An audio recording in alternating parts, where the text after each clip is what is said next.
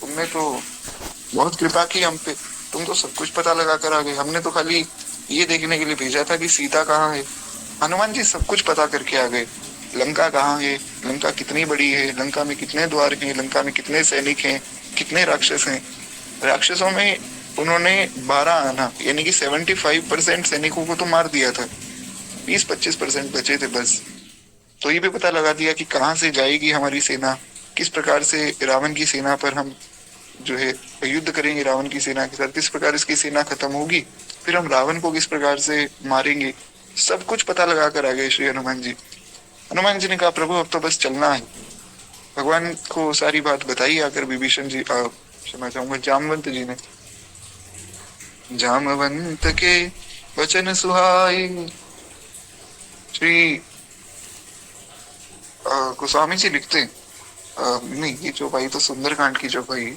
श्री गोस्वामी जी लिखते हैं, पवन तनय के चरित सुहाए, जामवंत रघुपति ही सुनाए। श्री हनुमान जी के चरित्र जामवंत जी सुना रहे हैं, भगवान प्रेम से सुन रहे हैं। देखिए बहुत विशेष भाव जो हमारी भक्तमाल कथा का भी भाव है। हरिजू आए बिराजिए, कथा सुनो इतिहास, तुम श्रोता या माल के, तब पद रज हमदास। हमारी कथा का भी तो यही भाव है कि भक्तमाल कथा के श्रोता श्री ठाकुर जी। इसीलिए मैंने आप लोगों को कहा था, अगर आप भक्तमाल जी सुन रहे हैं तो प्रयास कीजिए, नहा धोकर बैठिए और अपने ठाकुर जी के साथ बैठिए, उनको सुनाइए ये कथा, उनको बड़ी प्रिय है। तो हनुमान जी का चरित्र जब श्री जामवंत जी सुना रहे हैं, भगवान को बहुत प्रिय लगता है। बहुत सी बातें बताई जामवंत जी ने कि प्रभु इस प्रकार जो है हनुमान गए, इस प्रकार से सब पता लगा कर आए, और हमें भी वहीं पर रोका कि भैया जाना मत, साथ में जाएंगे तो प्रभु को लगेगा कि हम सब ने ये काम किया है। तो बड़े अच्छे स्वभाव वाले हैं श्री हनुमान जी। सब बात सुनाई, हनुमान जी सिर नीचे करके बैठे रहे। जब बात पूर्ण हो गई, भगवान ने कहा भैया हनुमान तुमने तो बड़ी कृपा कर दी। बोले प्रभु आप कैसी बात कर रहे हैं, मैंने कुछ नहीं किया। सो सब तब कृपा रघुराई, नाथ न कछहु मोर प्रभुताई। हनुमान जी कहते हैं प्रभु करने कराने वाले आप हैं, मैं कहाँ कुछ कर सकता हूँ। इस कारण से उनकी भक्ति को श्रेष्ठ माना गया है। खैर एक बार प्रेम से बोलिए श्री हनुमान जी महाराज की जय, श्री भरतलाल जी महाराज की जय। तो कहते हैं इसी प्रकार से जो गोपियों का भाव है वो भी ऐसा ही है। गोपियां भी अपने सुख के लिए नहीं, भगवान के सुख के लिए सब कार्य करती हैं। तो कहते हैं ये जो पांडव हैं ये भी भगवान के सुख का विचार करते हैं, और भगवान की ही कृपा से इनका जो राज्य है वो बहुत संपन्न हो गया, क्योंकि इनका जो आत्मनिवेदन है वो भगवान के प्रति है। खैर तो कहते हैं इस प्रकार से महाराज उन्होंने अपने भाइयों सहित भगवान श्री कृष्ण की अग्र पूजा की है और उनके चरण पखारे हैं। दुर्योधन से पांडवों का यह वैभव सहा ना गया। धर्मराज को महाराज धृतराष्ट्र की आज्ञा से जुआ खेलना स्वीकार करना पड़ा। एक भाव मैं इसमें भी थोड़ा स्पष्ट कर दूं, क्योंकि बहुत से लोगों का ये भाव रहता है कि अरे वैसे तो ये युधिष्ठिर जी धर्मराज थे और इन्होंने जुआ क्यों खेला। देखिए क्या होता है कि जब कोई बड़े आज्ञा देते हैं ना, तो उनकी आज्ञा को मान लेना चाहिए। अब एक प्रश्न ये उठता है, आपके मन में भी आता होगा कि अगर जो बड़े हैं वो ऐसी आज्ञा देते हैं जो धर्म विरुद्ध है, तो फिर होगा ये कि उसका जो अपराध है वो आपको नहीं लगेगा, उसका पाप उस व्यक्ति को लगेगा जिसने आज्ञा दी है। तो इसीलिए अपने घर के बड़ों की आज्ञा माननी चाहिए। इसीलिए तो गोस्वामी जी ने कहा मात पिता और गुरु के बानी, बिना ही विचार किए शुभ जानी। माता पिता और गुरु की वाणी बिना विचार किए शुभ जानो। माता पिता और गुरु की वाणी में कभी संदेह मत करो। कोई धर्म विरुद्ध आज्ञा भी वो देते हैं तो उसका पाप आपको नहीं लगेगा, उसका जो भी पाप है, जो भी अपराध बनेगा वो उनका बनेगा। खैर इसका ये मतलब नहीं कि अगर माता पिता कहें कि भैया भजन साधन छोड़ो, भगवान की कथा सत्संग छोड़ दो, नाम जब छोड़ दो तो हम छोड़ दें, ये नहीं माननी। ठीक है, अगर वे ऐसा कहते हैं तो आप थोड़ा सा अपना समय बदल लीजिए, उनके सामने मत जपिए, उनके सामने कथा मत सुनिए, पर कथा अवश्य सुनिए, नाम जप अवश्य कीजिए। भजन नहीं छोड़ना है। अन्य कोई बात हो तो उसमें आप स्वीकृति दे सकते हैं। तो यहाँ पर जो धृतराष्ट्र ने आज्ञा दी, उनकी आज्ञा से जो है युधिष्ठिर जी ने जुआ खेला है। युधिष्ठिर जी जुआ नहीं खेलते, पर धृतराष्ट्र ने आज्ञा दी है, तब जो है इन्होंने जुआ खेला। उसके बाद आपको कथा तो सब पता ही है, ये लोग सब कुछ हार गए। पहले अपना राज्य दांव पे लगाया, धीरे धीरे संपत्ति लगाई, सब कुछ हार गए। अंत में अपनी पत्नी को भी दांव पे लगा दिया। अब बात ये है कि हमने तो भैया इतने दिन से यही सुना है, हर एक चरित्र में हम यही सुनते आ रहे हैं कि भगवान भक्तों की रक्षा करते हैं, भगवान भक्तों की रक्षा करते हैं। अब कहाँ थे श्री ठाकुर जी? देखिए क्या होता है, भगवान का एक स्वभाव है, और ये बात भागवत जी में इसका वर्णन भी है। भगवान कहते हैं कि जो मेरी शरण में आता है ना, मैं उसकी रक्षा करता हूँ। तो जो शरण में नहीं आता उसकी नहीं करते क्या? नहीं, पालन उसका भी भगवान ही करते हैं, कृपा उस पर भी भगवान की ही है।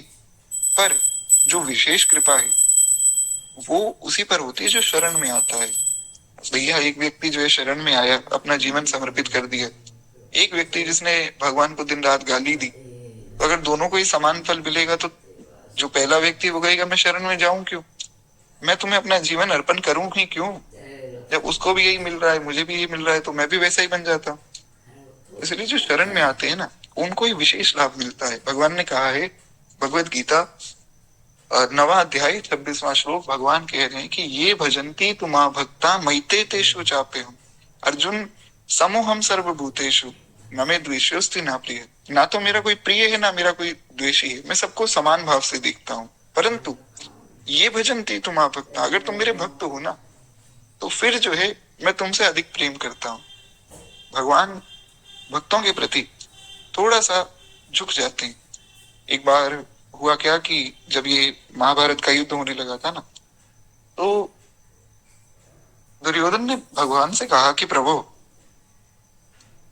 हे कृष्ण, आप तो पांडवों की साइड लेते हो हर बार, आप तो महाराज कभी हमारी साइड लेते ही नहीं, तो ये तो फिर गलत बात है, आप तो पार्शियलिटी करते हो।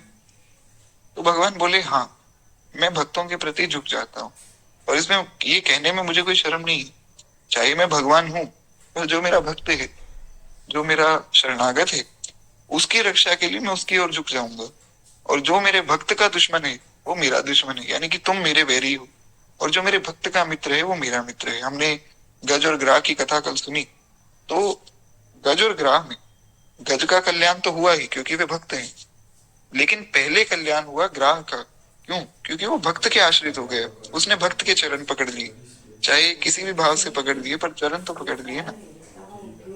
तो इस कारण से भगवान अपने भक्तों से बहुत प्रेम करते हैं। एक प्रश्न आता है कि हम इतना भजन कर रहे हैं, तो क्या भैया भगवान भी हमसे प्रेम कर? अरे भैया, भगवान प्रेम करते हैं तभी भजन बनवा रहे हैं, हमसे भजन नहीं बन रहा है, हम कथा नहीं सुन रहे हैं, सुना रहे हैं। और मुझ जैसे मूर्खों को तो भगवान खींच कर लाते हैं कथा के लिए, नहीं तो मेरी कहाँ सामर्थ्य कि मैं भगवान की कथा सुन लूं।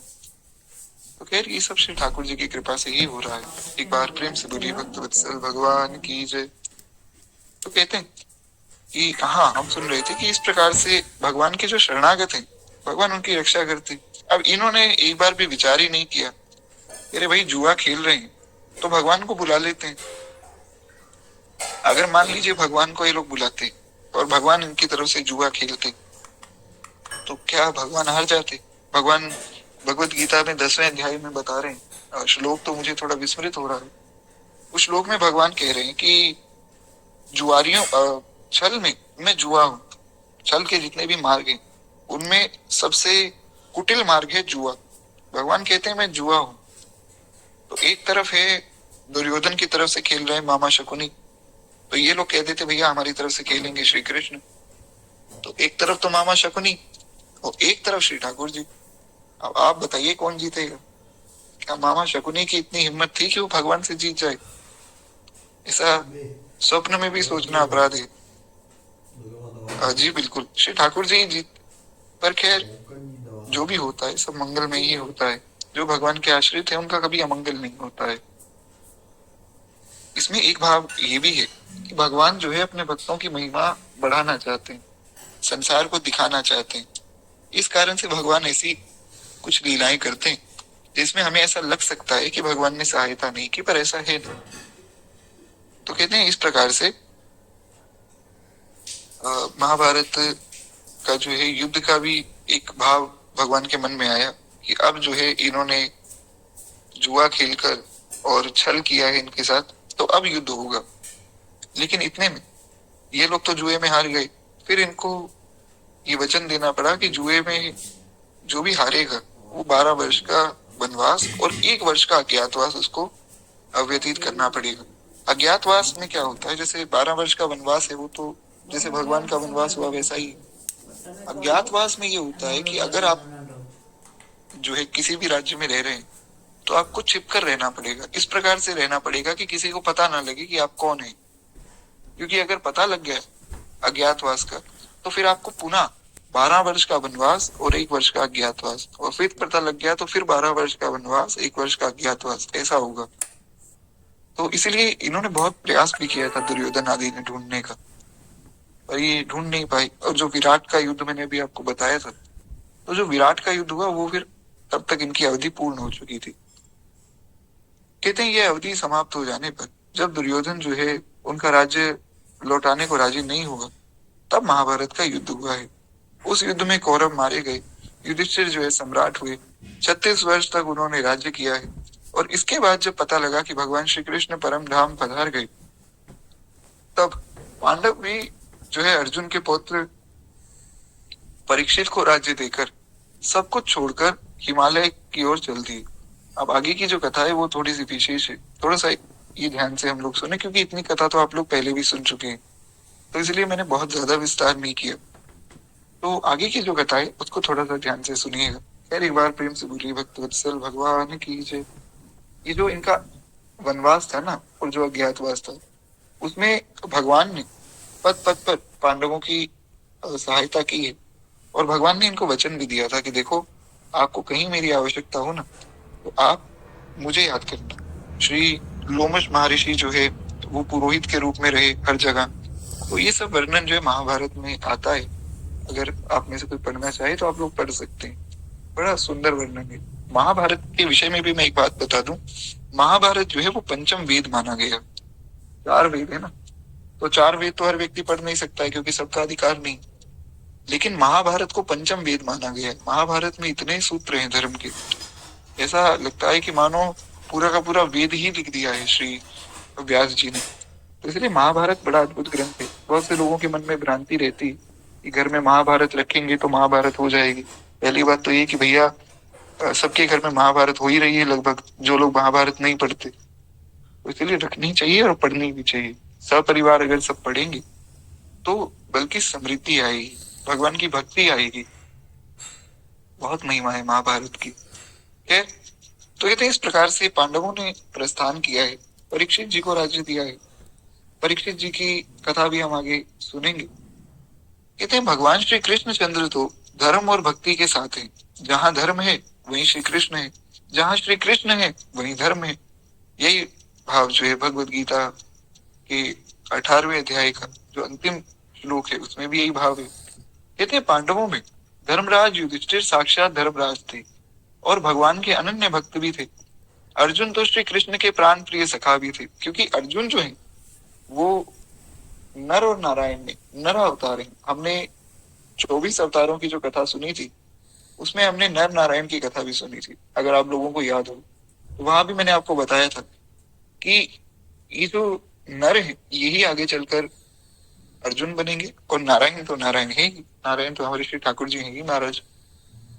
तो कहते हैं कि इस प्रकार से भीमसेन जो है श्याम सुंदर को बहुत मानते थे। भगवान भी जो है उनसे बहुत खास प्रयास कर लेते, किंतु कभी भी भीमसेन ने श्री कृष्ण के आदेश पर आपत्ति नहीं की। बात इतनी है कि भगवान के प्रति भाव कोई भी हो, भगवान की बात को मानना चाहिए। जो शास्त्र की आज्ञा है उसका उल्लंघन नहीं होना चाहिए। भीमसेन खूब हंसी ठिठोली करते थे, वे भगवान को अपना छोटा भाई मानते थे। भगवान भी उनके साथ खूब प्रेम से अपना जो भाव का निर्वाह है वे करते थे। पर भीमसेन ने अपना भाव तो श्रेष्ठ का रखा कि मैं तो बड़ा भाई हूं, मैं तो श्रेष्ठ हूँ, पर फिर भी भगवान श्री कृष्ण की किसी आज्ञा का उल्लंघन नहीं किया। यही भीमसेन की एक बहुत विशेष बात है। और इसीलिए जो है महाभारत में भगवान ने पांडवों का साथ दिया है।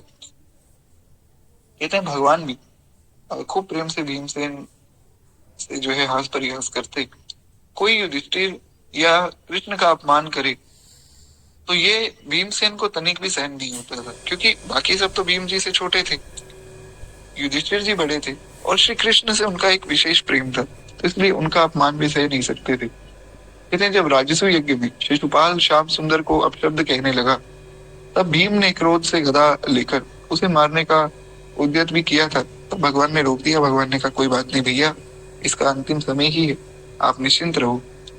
इस प्रकार जो है, अच्छा हाँ, एक बात मैं और विशेष रूप से निवेदन कर दूं कि जो शिशुपाल जैसे लोग हैं ना, उनसे बचिए। बहुत से ऐसे लोग आपको मिलेंगे कि जो आपके सिद्धांत को, आपके मार्ग को, आपके श्री ठाकुर जी को, गुरुजनों को गलत बताएंगे।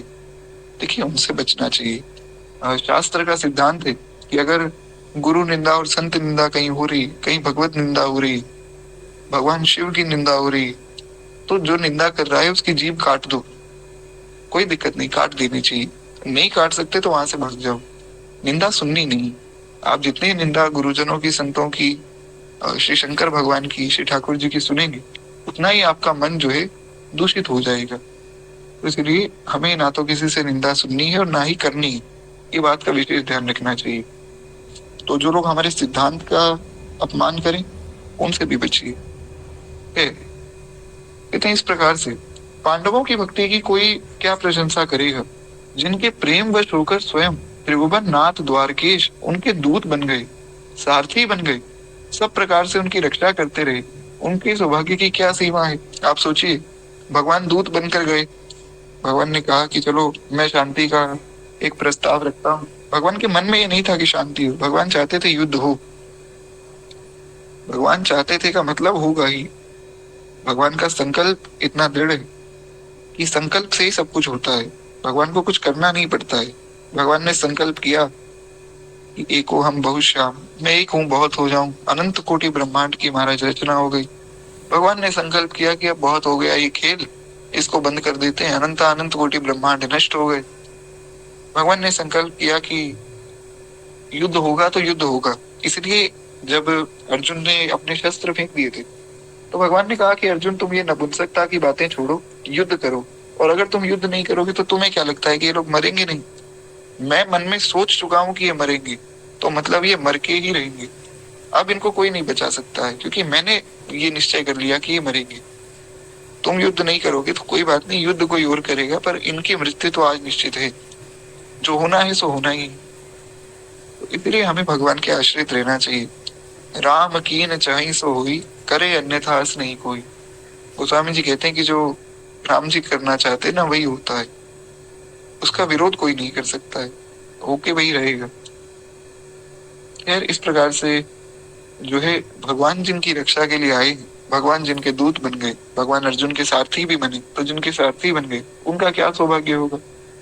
ऐसे ही पांडवों का भ्रातृ प्रेम भी अद्वितीय है, आपस में जो उनका प्रेम है वो भी बड़ा अद्भुत है। कहते हैं धर्मराज युधिष्ठिर अपने चारों भाइयों को प्राणों के समान मानते हैं, और चारों भाई अपने बड़े भाई की ऐसी भक्ति ही करते थे जैसे उनके खरीदे हुए सेवक हों।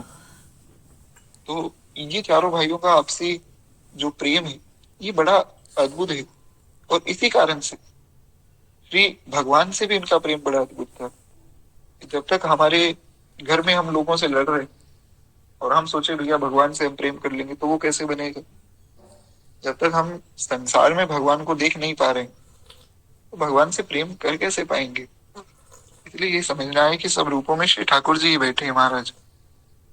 जैसा व्यवहार श्री ठाकुर जी करें वैसा आप करो। अब मान लीजिए ठाकुर जी किसी व्यक्ति के रूप में आए और वो भगवान की निंदा करने लग गए, तो भगवान तो भगवान है, अपनी निंदा कर सकते हैं, और आप भी निंदा करने लग जाएंगे इस भाव से कि अरे तो हमारे भगवान ही है, तो अपराध बन जाएगा। तो ऐसे व्यक्ति से बचो। भगवान किसी ऐसे व्यक्ति के रूप में आए जो कुछ भगवत चर्चा कर रहा है, तो उस व्यक्ति को प्रणाम करना चाहिए।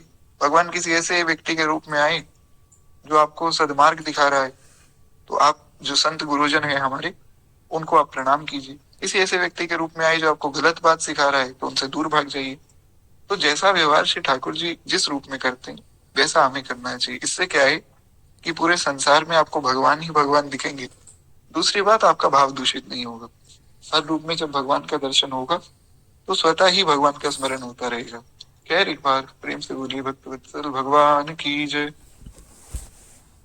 कहते हैं इस प्रकार से युधिष्ठिर जो है उन्होंने जुआ खेला, उनके दोष से चारों भाइयों को वनवास हुआ, पर अनेक प्रकार के कष्ट भी सबको झेलने पड़े, परंतु बड़े भाई के प्रति पूज्य भाव ज्यों का त्यों बना रहा। ऐसा किसी ने नहीं कहा कि अरे जुआ तो धृतराष्ट्र ने खेला है, हमें क्यों दांव पे लगा दिया, हमें लगा दिया तो लगा दिया, हम क्यों कष्ट भोगे भैया, इनकी गलती है, इनको भेजो। कहते हैं शोभवश भीम या अर्जुन आदि ने यदि कभी कोई कड़ी बात कह भी दी हो तो तत्काल उन्होंने बात का इतना दुख हुआ कि प्राण तक देने का उद्यत हो गए। भीमसेन ने एक बार कह भी दिया था, पर फिर तुरंत उन्होंने क्षमा मांगी और इतना मन में प्रायश्चित करने लगे, इतना पश्चाताप हुआ कि अंत में जो श्री युधिष्ठिर जी को कहना पड़ा कि भीमसेन कोई बात नहीं, मैं तुम्हारी बात को समझता हूँ और मैं जानता हूँ कि तुमने कोई गलत भाव से बात नहीं कही। तब जाकर भीमसेन शांत हुए, वरना भीमसेन तो महाराज अपने प्राण देने के लिए तैयार थे। तो ऐसा प्रेम सब भाइयों में था। कहते पांडवों के चरित्र में ध्यान देने योग्य बात यह है कि उसमें भीमसेन जैसे बली थे, अर्जुन जैसे अस्त्र विद्या में निपुण और कुशल वीर थे, नकुल और सहदेव जैसे नीति निपुण और व्यवहारिक कलाओं में बहुत चतुर व्यक्ति थे। किंतु ये सब लोग जो है धर्मराज युधिष्ठिर के ही वश में रहकर उनके अनुकूल चलते थे। अब यहाँ पे मैं आपको एक सूत्र बता देता हूँ कि अर्जुन में शूरवीरता थी, भीम में बल था और इन लोगों में नीति थी, नकुल और सहदेव। परंतु ये चले किसके आदेश पर? धर्मराज के। तो आप कितने ही बुद्धिमान, कितने ही शक्तिशाली हो, कितने ही कलावान हो, धर्म के विरुद्ध अगर आप कार्य कर रहे हैं तो आपका कार्य निष्फल हो जाएगा। और अगर आप धर्म की मर्यादा में रहकर कार्य कर रहे हैं तो फिर वो कार्य वास्तव में भगवान को भी प्रिय होगा। तो इसलिए ये बड़ा सुंदर एक सूत्र है। इसीलिए खैर महाभारत में तो अनेक सूत्र हैं, तो इसलिए मेरी बड़ी विशेष प्रार्थना है कि अगर कोई ऐसा सोचता है, आपके घर में भी अगर कोई ऐसा सोचता हो कि महाभारत रखने से महाभारत होती, तो भैया उनको समझाइए तो महाभारत रखिए।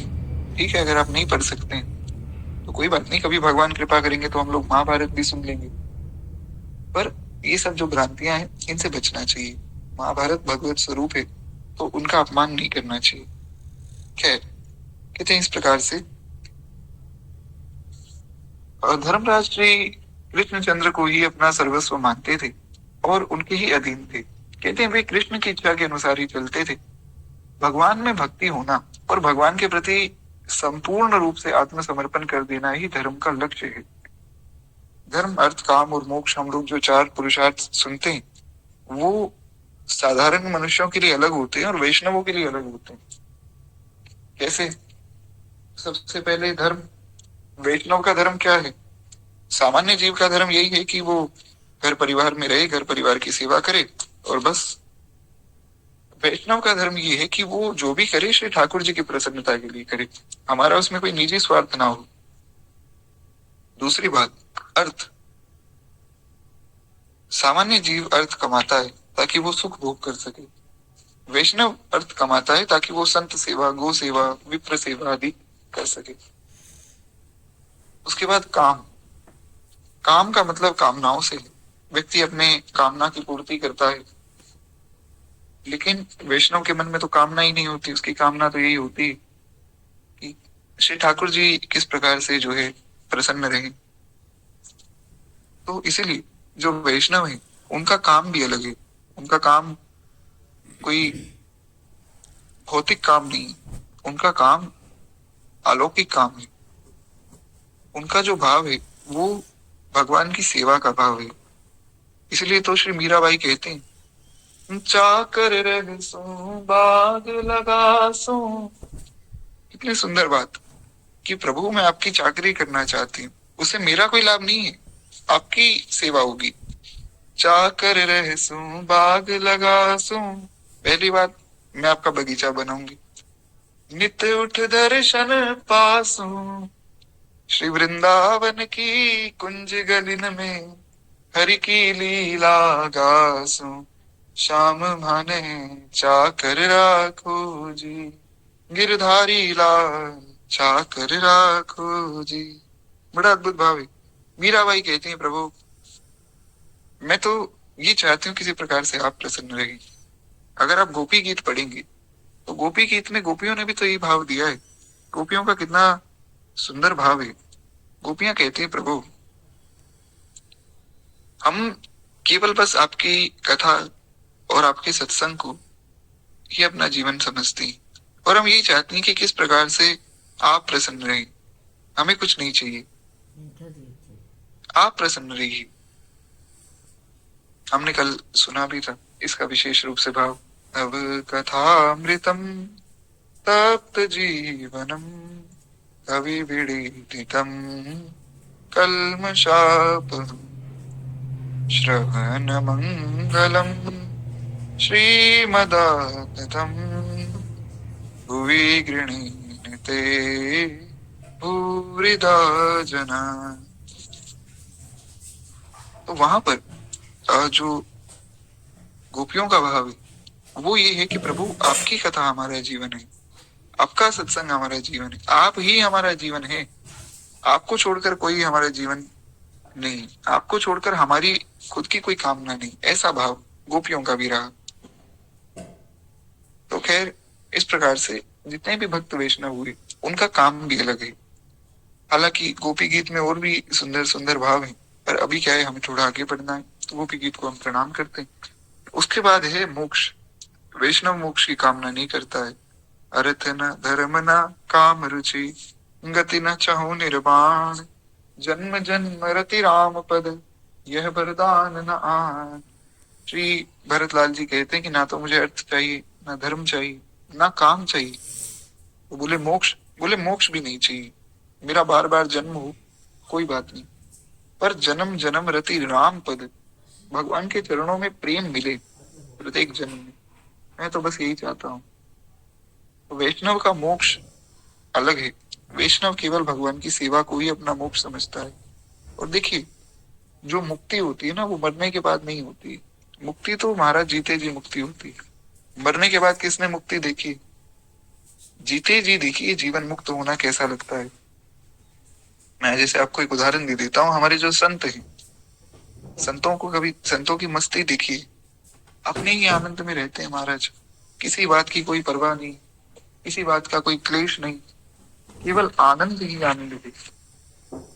तो ये भाव कैसे आया?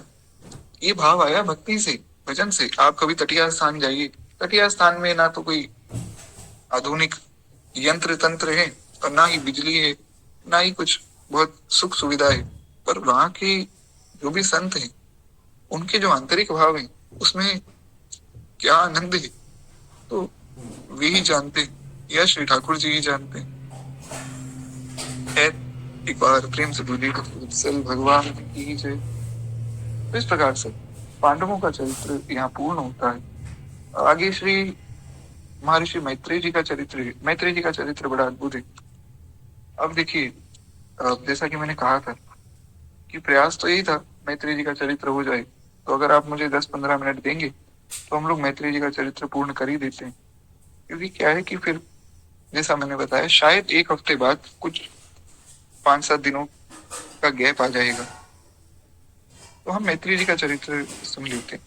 कहते हैं कि महर्षि मैत्रेय पुराण वक्ता ऋषि, वे मित्र के पुत्र होने के कारण उनका नाम मैत्रेय कहलाया। कहते हैं श्रीमद् भागवत में इनके संबंध में इतना ही मिलता है कि ये महर्षि पराशर के शिष्य, महर्षि पराशर जो श्री व्यास जी के पिताजी, तो कहते हैं महर्षि पराशर के शिष्य और वेद व्यास जी के सहृदय सखा हैं।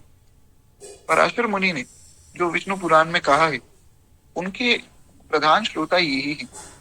इन्होंने स्वयं कहा कि हे गुरुदेव, अपने गुरुदेव यानी कि भगवान व्यास के पिताजी से, श्री पराशर जी से बड़ी सुंदर बात कहते हैं। कहते हैं, हे गुरुदेव, मैंने आपसे ही संपूर्ण वेद, वेदांत और सकल धर्म शास्त्रों को क्रमशः पढ़ा है, उनका अध्ययन किया है। हे मुनिश्रेष्ठ, आपकी कृपा से मेरे विपक्षी भी मेरे लिए यह नहीं कह सकते कि मैंने संपूर्ण शास्त्रों के अभ्यास में परिश्रम नहीं किया। इससे स्पष्ट होता है कि जिस प्रकार ये भगवान वेद व्यास के सखा थे, वैसे ही ये पूर्ण ज्ञानी और शास्त्र मर्मज्ञ भी थे। भगवान श्री कृष्ण की इन पर पूर्ण कृपा थी। उन्होंने निज लोगों को पधारते समय इनको अधिकारी समझकर अपना समस्त ज्ञान इनको ही दिया था। भगवान की बड़ी कृपा थी महाराज। देखिए, हम लोग कहते हैं भगवान की बड़ी कृपा है, बड़ी कृपा है। कृपा बहुत विशेष बात है। भगवान जब किसी पर अपनी करुणा, अपनी दया करते हैं, वो तो सब पर ही करते हैं, सबका ही पालन भगवान करते हैं। पर ये जो कृपा शब्द है, ये वास्तव में बड़ा विशेष है। बहुत विशेष लोगों पर ही कृपा होती है, सब पर नहीं होती। जैसे भगवान की कथा सुनना, प्रत्येक व्यक्ति कथा नहीं सुन सकता है। बहुत विशेष जो भक्त होते हैं उनको भगवान की कथा सुनने मिलती है। कोई भी कथा हो, चाहे भक्तमाल जी की कथा हो या अन्य कहीं आप कोई सत्संग आदि में बैठे, तो ये मानकर बैठिए कि भैया भगवान ने बड़ी कृपा की, भगवान खींच कर लाए, हम आ ही नहीं सकते। कितने लोग ऐसे हैं जिनका ऐसा भी महाराज मैसेज आता है, और ये अभी नहीं, लगभग 3 साल से जो है रामचरितमानस की कथा चल रही है। हमेशा यही एक भाव सबका रहा कि भैया हम तो उठ ही नहीं पाते थे, लेकिन सुबह की कथा में ऐसा नियम बन गया कि अब हम आराम से उठ जाते हैं। कितने लोग ऐसे हैं जिनका ये भाव रहा कि हम बहुत बीमार थे, बीमारी ही ठीक हो गई। तो ये सब कथा की महिमा है, भगवान के नाम जप की महिमा है। इसलिए नाम जप, कथा, सत्संग और भगवान के भक्तों की, विप्रों की, वैष्णवों की, गौ माता की सेवा, यही वैष्णव का जीवन होना चाहिए। तो कहते हैं कि ये सब जब मिलता है ना, ये है कृपा। हालांकि जैसा कि मैंने पहले भी कहा था कि देखिए, ज्यादा उलझने की आवश्यकता नहीं। मेरा ऐसा मानना है, बाकी किसी का और भी मानना हो सकता है। मेरा पर्सनल ऐसा मानना है कि ज्यादा दिमाग लगाना नहीं चाहिए। आप तो इतना समझिए, हम पर बड़ी कृपा है महाराज। अब वो कौन सी वाली कृपा है वो ठाकुर जी जाने, हम पे तो बड़ी कृपा है, इतना समझना चाहिए। जितना आप उलझेंगे उतना उलझ जाएंगे। मेरा ऐसा पर्सनल मानना है कि भक्ति को एकदम सिंपल रखिए, सिंपल सिंपल सी बात समझिए, जैसा जैसा संत गुरुजन बतावे उसका पालन कीजिए, बात खत्म। खैर, एक बार प्रेम से बोलिए भक्त वत्सल भगवान की जय। इतने भगवान जब परम धाम को पधारने लगे, तब जो खोजते खोजते उद्धव जी उनके पास पहुंच गए। भगवान ने एक अश्वत्थ वृक्ष के नीचे सरस्वती के तट पर और प्रभास क्षेत्र के समीप सुखासीन भगवान विराजमान थे। तो कहते हैं कि उद्धव जी ने प्रभु के दर्शन किए और उसी समय महामुनि मैत्रेय जी भी वहां पहुंच गए। भगवान ने उन्हें जो है ज्ञान उपदेश दिया और आज्ञा की कि इसे महामुनि विदुर जी को भी दे देना। मतलब मैत्रेय जी को भगवान ने आज्ञा की कि जो ज्ञान मैंने आपको दिया है, उद्धव को दिया है, वही ज्ञान जो है हे मैत्रेय जी आप जाकर विदुर जी को सुनाना। तब जो है उद्धव जी से ये समाचार सुनकर महामना विदुर जी जो है इनके समीप पहुंचे। विदुर जी के चरित्र में हमने सुना था, अगर आप लोगों को याद हो, कि विदुर जी अंतिम समय में जब विदुर जी को पता लगा कि भगवान तो परम धाम चले गए हैं, तो उद्धव जी ने बताई ये सारी बात। तो उद्धव जी ने कहा कि आप मैत्रेय जी के पास जाओ और उनसे सारा ज्ञान ले लो, भगवान कहकर गए थे। तो तब ये जो है बड़े प्रसन्न हुए, इन्होंने सारी बात, सारा जो भगवत उपदेश था वो विदुर जी को सुनाया। कहते हैं वर्णन श्रीमद् भागवत के 3 स्कंद और 4 अध्याय से प्रारंभ होता है।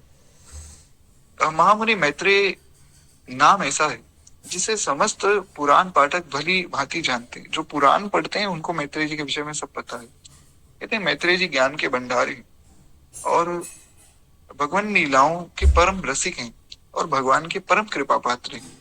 इनके गुरु महर्षि पराशर विष्णु पुराण सुनाने के अंततः अपनी गुरु परंपरा बतलाते हुए इनसे कहते हैं कि देखो, इस पुराण को जिसे तुमने मुझसे सुना है, तुम भी जो है कलयुग के अंत में शिनिक को सुनाओगे। शिनिक के विषय में हम आगे जानेंगे। शिनिक जी का शायद चरित्र हो, मुझे ध्यान में नहीं, पर शायद भक्तमाल जी में होगा। तो कहते हैं इस प्रकार से ये चिरंजीवी और अब भी वैसे ही किसी ना किसी रूप में ये धराधाम पर विराजमान है। और भगवान की कथा का महत्व इन्होंने भी खूब बतलाया। कहते हैं संसार में पशुओं को छोड़कर अपने पुरुषार्थ का सार जानने वाला ऐसा कौन पुरुष होगा जो आवागमन से छुड़ा देने वाली भगवान की प्राचीन कथाओं को और इन अमृत स्वरूप कथाओं को सुनना ना चाहता हो, या जिसका मन भगवान की कथा से हट जाता हो। तो कितनी सुंदर बात उन्होंने कही कि जो कथा छोड़कर भागते हैं, या जो कथा कभी भी नहीं सुनते, कई ऐसे भी लोग हैं जो कभी संतों की कथा सुनते ही नहीं, तो वो पशु के समान है, वो मनुष्य है ही नहीं। तो जो हमने ये जो पद सुना था ना, कमला गरुड़ सुनंद आदि षोडश प्रभु पद रति, तो इसमें जो कोशारव जी हैं, कोशारव जी इनका ही नाम है, मैत्रेय जी का। खैर श्री प्रियादास जी अपने एक कवित्व में बताते हैं, अब कवित्व तो हम लोग कभी बाद में पढ़ लेंगे, अभी हमें दादा गुरुदेव का चरित्र भी सुनना है, तो कवित्व को हम यही प्रणाम करें। मैं आपको केवल भावार्थ बता देता हूँ। श्री प्रियादास जी लिखते हैं कि श्री नाभा गोस्वामी जी ने कोशारव नाम से जिनका वर्णन किया, वे परम श्रेष्ठ महर्षि मैत्रेय ही हैं। परम धाम जो है जाने से पूर्व जब भगवान श्री कृष्ण ने उद्धव जी को उपदेश दिया, तो उस समय मैत्रेय जी भी वहां उपस्थित थे। मैत्रेय जी ने भगवान की आज्ञा से विदुर जी को सब कथा सुनाई। भगवान ने बताया कि मेरे रूप गुण सबका वर्णन करना। मैत्रेय जी और विदुर जी का संवाद श्रीमद् भागवत के तीसरे स्कंद में वर्णित है। प्रेम की ध्वजा फहराने वाले भक्त चित्रकेतु का चरित्र भी श्रीमद् भागवत में प्रसिद्ध है। हमने चित्रकेतु जी का चरित्र भी सुना था, आपको अगर स्मरण में हो तो अभी परसों की कथा में सुना था। तो कहते हैं इस प्रकार से शंकर जी का अपमान करने पर दैत्य योनि चित्रकेतु जी को प्राप्त हुई थी, और फिर भी जो है उनकी भक्ति ज्यों की त्यों रही।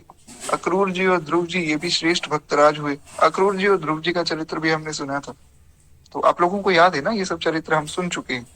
इनमें तो ज्यादा समय भी नहीं हुआ, ये तो अभी थोड़े दिन पहले ही हमने सुने। तो हाँ, अच्छी बात है, खैर आप लोग सब ध्यान से सुन रहे हैं। कहते हैं उद्धव सरीखे भगवान के जो प्यारे भक्त हैं, उन भक्तों की कथा समस्त संसार में प्रसिद्ध है। और दूसरी बात ये कि भक्तों की कथा समस्त संसार को पवित्र करने वाली है, क्योंकि इस कथा के परम रसिक श्रोता श्री ठाकुर जी महाराज हैं। तो जब भी आप भक्तमाल सुनने बैठे, ये विश्वास करके बैठे कि हम श्री ठाकुर जी के साथ बैठकर सुन रहे हैं। अब सोचिए, अनंत अनंत कोटि ब्रह्मांड के स्वामी जो आपके साथ आपकी कतार में बैठ गए कथा सुनने, तो उस कथा की क्या महिमा होगी। खैर एक बार प्रेम से बोलिए भक्त वत्सल भगवान की जय। तो हम लोग जय श्री राधा गुरुदेव भगवान के चरित्र में प्रवेश करें। एक बात मैं स्पष्ट कर दूं कि जो लोग पिछले 2 दिन की कथा नहीं जानते, मेरी बड़ी विशेष प्रार्थना है कि YouTube से जो रिकॉर्डिंग है आप वो जरूर सुन लीजिएगा, क्योंकि हरे राम बाबा का जो चरित्र है वो तभी आपको समझ आएगा पूर्ण रूप से। बाकी आज हम कुछ विशेष भाव सुनेंगे। तो श्री हरे राम बाबा का चरित्र हम लोग सुन रहे थे। हमने सुना था कि महाराज एक जो है संत आए, श्री सीताराम दास जी नाम के। उन्होंने बाबा को खूब सुंदर सा उपदेश किया कि नाम जप करो, खूब कथा सत्संग सुनो। फिर उन्होंने कहा कि राजस्थान में एक जो है आयुर्वेदाचार्य हैं, वे आपको गुरु दीक्षा देंगे। तो उन्होंने फिर जो है उनसे गुरु दीक्षा भी ली। कहते हैं इस प्रकार हमने बहुत सी चमत्कारी घटनाएं भी सुनी थी। तो अब जो है हमें आगे की कथा सुननी। श्री गुरुदेव भगवान लिखते हैं कि इस प्रकार से श्री हरिराम बाबा दिन रात भजन करते रहते थे। और एक बार की जो घटना हमने कल जो घटना सुनी, इस प्रकार से श्री हरिराम बाबा और श्री गोवर्धन जी की लीला हुई। भगवान गिरिराज धरन विराजमान है, गिरिराज जी को सब लोग 56 भोग अर्पित कर रहे हैं। बाबा के मन में भगवान जाने क्या आई, बाबा ने भगवान को डांट दिया कि बाबा ने बड़ी सुंदर बात कही। बाबा ने कहा कि क्यों भैया, तुम तो यहाँ खूब आनंद से भोजन कर रहे हो, कितनी सुंदर बात है। बाबा कहते हैं क्यों रे, अकेले अकेले 56 भोग खा रहा है, मुझे नहीं खिला रहा है। मैंने अपना घर बार छोड़ दिया, मैं भिखारी बन गया, मतलब मैं साधु बन गया, घर बार छोड़कर भाग गया, और तू अकेला अकेला 56 भोग पा रहा है। महाराज तुझे हमारी फिक्र ही नहीं, तो क्या कहा जाए। इसलिए भगवान को बड़ा कठोर भी कहा गया कई जगहों पर। आप देखिए जो गोपी गीत है, गोपी गीत में गोपियां भी कहती हैं प्रभु ठीक है आप बहुत प्रेम करते हैं, पर महाराज आप बड़े कठोर हैं। जो किशोरी जी की सखियां हैं, जो ललिता जी, विशाखा जी आदि, वे भी कई जगहों पर ऐसा वर्णन करती हैं। हालांकि किशोरी जी ने ऐसा कभी नहीं कहा, पर सखियां ऐसा वर्णन करती हैं। तो कई बार भक्त अपनी मस्ती में ऐसी बातें कह देता है, परंतु एक बात मैं स्पष्ट कर दूं, देखिए जब हमारा अंतःकरण पूर्ण रूप से शुद्ध होगा ना, तब ये सब बातें हमें समझ में आएंगी। हम लोग अभी इन बातों को अगर गलत भाव में समझ जाएंगे तो बात बिगड़ जाएगी। इसीलिए अंतःकरण शुद्ध तभी होगा जब हम कथा सुनेंगे। तो खूब कथा, खूब सत्संग सुननी चाहिए, खूब नाम जप करना चाहिए, जिससे मन पवित्र हो जाए। फिर जो भगवान की निकुंज की लीलाएं हैं, फिर जो भगवान की कुछ ऐसी गुप्त लीलाएं हैं, वो तब समझ आती हैं। इसीलिए हमारे यहाँ पे जो रस की चर्चा है, वो सबके लिए नहीं थी पहले के समय में। हमारी तो मिथिला की उपासना में तो आज भी ऐसा होता है। मिथिला की जो रसोपासना है, वो बहुत गुप्त है। इसीलिए लोगों को लगता है कि राम रूप में तो माधुर्य भाव ही नहीं, क्योंकि लोगों को पता ही नहीं है। वहां पर पहले नियम दिया जाता था कि भैया इतने करोड़ मंत्र राज का जप करो, और इतने करोड़ मंत्र राज का जप जब हो जावे, उसके बाद जो है फिर आप नियम का पालन करो। क्या नियम महाराज? जमीन पर सोना है, एक समय भोजन करना है, सात्विक भोजन करना है, और किसी से बात नहीं करनी। इस प्रकार बहुत से नियम बताए जाते थे। फिर उस व्यक्ति से पूछा जाता था कि अब तुम्हें कैसे स्वप्न हो रहे हैं। फिर वो अपने स्वप्न में बताता था कि ऐसे ऐसे भगवान की अनुभूति हो रही। तब उसे रस में प्रवेश मिलता था। आज के समय में इंटरनेट के माध्यम से बड़ी कृपा हुई, संतों के सत्संग उपलब्ध हो रहे हैं यूट्यूब आदि पर वहीं पर इंटरनेट का ये भी नुकसान है कि लोग रस के स्वरूप को बिगाड़ रहे हैं। जिन्होंने थोड़ी बहुत कोई बात सुनी, वीडियो बना दी महाराज, और वीडियो बना दी, चाहे खुद को कुछ पता नहीं, लोगों को उल्टी सीधी बात बता दी। तो कई लोग आप देखेंगे इंस्टाग्राम पे हैं तो पुरुष साड़ी पहन के वीडियो बना रहे हैं। नियम क्या पालन करते? नियम कोई पालन नहीं करते, हम तो वीडियो बनाते हैं जी। तो वे मूर्ख हैं। ना तो हमारे श्री महाप्रभु हरिवंश चंद्र जी ने कोई वीडियो बनाई, ना तो उन्होंने कभी साड़ी पहनी, ना हमारे स्वामी श्री हरिदास जी ने साड़ी पहनी, ना हमारे हरिराम व्यास जी ने कभी साड़ी पहनी। तो ये सब नाटक करने की आवश्यकता नहीं। हाँ, वे नित्य रूप में तो सखियां सहचरियां ही, पर ये नाटक उन्होंने नहीं किए, ये समझना चाहिए। तो इसी प्रकार से अन्य भी जो भगवान की गंभीर लीलाएं हैं, उनको समझने के लिए मन की शुद्धि बड़ी आवश्यक है। तो यहाँ पर कोई ऐसा मन में अन्यथा ना ले, ये केवल बाबा का प्रेम है ठाकुर जी के प्रति। खैर, बाबा ने ठाकुर जी को डांट लगाई, फिर भगवान आए। भगवान ने कहा भैया अब जो है आप प्रेम से पाओ, मैं आपके लिए 56 भोग लाया हूँ, मैं भी आपके साथ पाऊंगा। कहते हैं कि श्री ठाकुर जी भोजन करते करते सहसा ही अंतर ध्यान हो गए, और बाबा जो है रुदन करने लग गए। उनकी वह दशा हुई जो जल से बिछुड़कर मीन की हो जाती। जैसे मछली को अगर जल से बाहर निकाल दे वो तड़पने लग जाती। तो ऐसे ही भगवान बाबा के साथ भोजन कर रहे थे, और करते करते महाराज बीच में अंतर ध्यान हो गए। बाबा रोने लग गए, और बालक के समान रोने लग गए कि कहाँ चले गए और क्यों चले गए। जैसे गोपियां रोती हैं गोपी गीत में, उसी प्रकार से यहाँ बाबा रो रहे हैं। जयति तेधिकम् जन्मना व्रज श्रयत इंदिरा शाश्वतत्री दयित दृश्यता दीक्षतावका स्वैधृतास्तव स्वामी चिंतये। तो गोपियां कितनी सुंदर बात कहती कि शरदुदाशये साधु जास और रसी जो श्री मुषा मुषा। खैर क्षमा चाहूंगा, ये भाव विस्मित। हाँ, गोपियां कहती सरी से जो धर श्री मुषा दृशा सुरत नाथ ते शुक्ल दासिका वरधनी न तो नेह किम वद। कितनी सुंदर बात गोपियों ने कही। सुरत नाथ ते निशुल्क दासिका। प्रभु, हम तो आपकी निशुल्क दासिका हैं, हमें जो है केवल आपकी सेवा ही प्रिय है। तो ये समझना चाहिए कि ऐसा ही भाव बाबा का है। अब कोई ऐसा कोई भाव लेकर बैठे और भगवान बीच में गायब हो जाए, महाराज कितनी गलत बात है। तो खैर मैं क्षमा चाहूंगा, बीच में मैं एक जो है श्लोक भूल गया था, थोड़ा सा इधर उधर हो गया था, उसके लिए मैं क्षमा प्रार्थी हूँ। पर भाव बड़ा सुंदर है गोपियों का। तो इस प्रकार से गोपी गीत में जो गोपियों का भाव है वैसा ही भाव बाबा का है। गोपियां रास कर रही हैं, बीच में भगवान भाग गए, उसी प्रकार से यहाँ भी भगवान बीच में भोजन छोड़कर चले गए।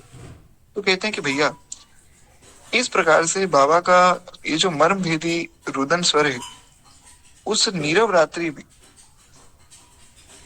पूरी उस वन में फैल गए, चारों ओर फैल गए। कहते हैं मंदिर के निकट ही गोस्वामी श्री किशन स्वरूप जी महाराज का घर था। बाबा का रुदन सुनकर वे जाग गए। निकट आकर उन्होंने देखा कि बाबा जो है वहां रो रहे हैं, और महाराज ऐसा रो रहे हैं जैसे कोई छोटा सा बालक, उसको कुछ ना मिले ना तो वो रोने लग जाता है, तो वैसे रो रहे हैं। कहते हैं और उनके समान जो है छबरिया में विविध भोजन सामग्री रखी हुई थी।